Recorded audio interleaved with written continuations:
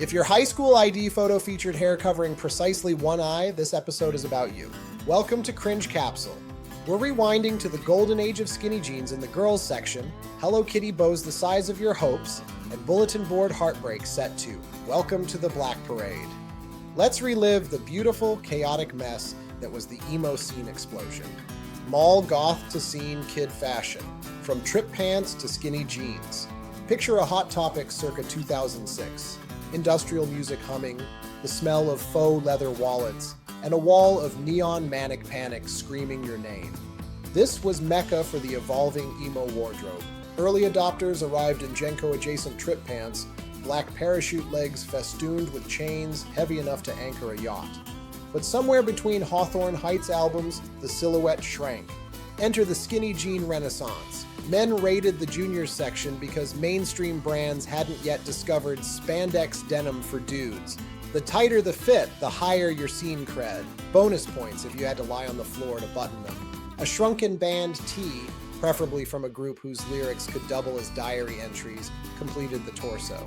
Accessories? Mandatory chaos. Studded belts, often too worn crisscross, hung low on the hips like punk rock hula hoops. Arms sported a rainbow of rubber, Livestrong knockoff bracelets, candy cuffs, and fishnet fingerless gloves that snagged on everything.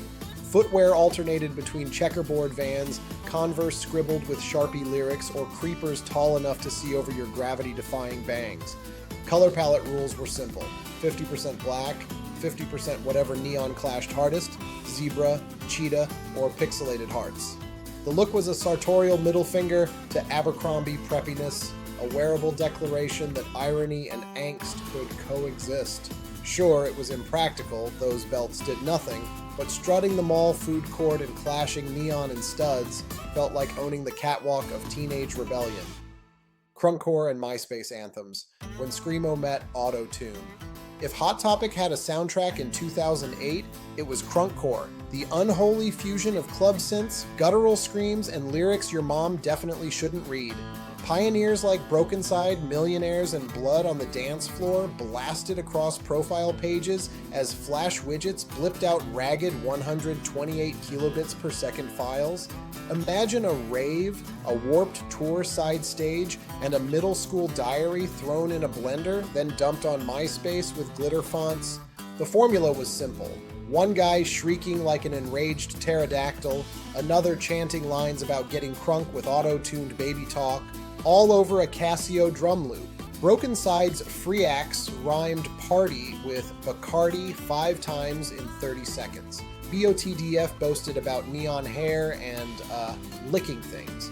Even devoted scene kids argued in bulletins, are we really defending a band that samples pig squeals? Yet streams kept climbing because these tracks were perfect profile songs. 2 seconds in and visitors instantly knew you were edgy. Mainstream flirtations followed, metro stations Shake It and 303's Don't Trust Me toned down the shrieks, but kept the electro snark, barging onto top 40 radio while still sounding like they belonged on a Monster Energy-drenched HTML layout. Critics cringed. Teens moshed in skinny jeans anyway. Today, revisit those tracks and you'll either hit nostalgic euphoria or question your auditory choices, usually both. But credit where it's due, Crunkcore proved the scene could monetize chaos, one auto-tuned squeal at a time, MySpace angles and selfie overload. Back before front-facing cameras and ring lights, the apex of teen photography was a chunky Kodak held as high as humanly possible, tilted downward like a snarky security cam. That single pose, chin tucked, side bang hiding one eye, lips somewhere between a pout and a sigh, became the passport photo for entry into 2005 emo culture. Every bathroom became a studio, crop the toilet, crank the contrast, add a neon heart that said Rawr. If you had Photoscape or Picnic, you layered on soft glow and scratches until the image looked like it had survived a bar fight. The angle wasn't vanity, it was armor. Shoot from above and no one sees the breakout on your chin or the Hot Topic lanyard around your neck. Post it to MySpace, slap "feeling meh" in your caption, and watch strangers comment, "OMG stunning 3. Top 8 politics turned these portraits into currency." Swap a friend for a crush, and within minutes they'd retaliate by uploading an even moodier pic, fringe perfectly feathered. Entire evenings were spent rehearsing the signature look, elbows locked, camera strap dangling, fluorescent glare bouncing off the mirror.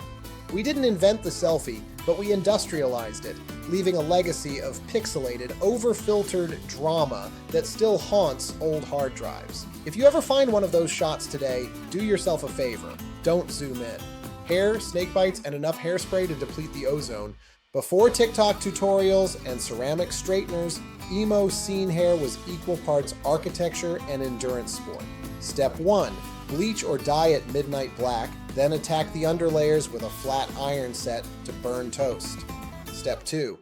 Backcomb the crown until it resembled cotton candy that had survived a hurricane. Step 3. Shellac it in place with Aquanet or Got To Be glued, an aerosol cloud so dense it left a chemical halo around your head for homeroom. But the pièce de résistance was the fringe, a razor-cut swoop that draped over one eye like a velvet curtain hiding your tortured soul. If you could see where you were going, it wasn't long enough. Scene kids leveled up with neon coontail stripes, horizontal bleach bands that turned your ponytail into a raccoon homage, or chunky pink and turquoise streaks clipped in with plastic Hello Kitty barrettes. Facial hardware completed the look.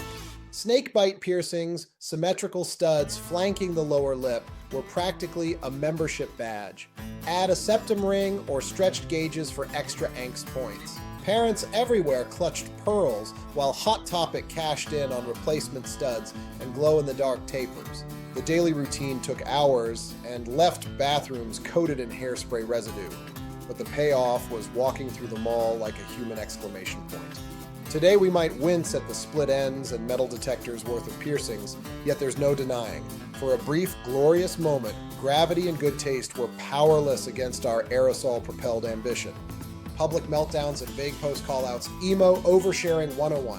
Long before subtweets, Emo and Scene Kids weaponized MySpace bulletins and live journal entries to broadcast every spike of heartbreak in real time. A typical evening went like this. Blast Fall Out Boy on Winamp, open a 100-question survey, and pour feelings into answers nobody asked for.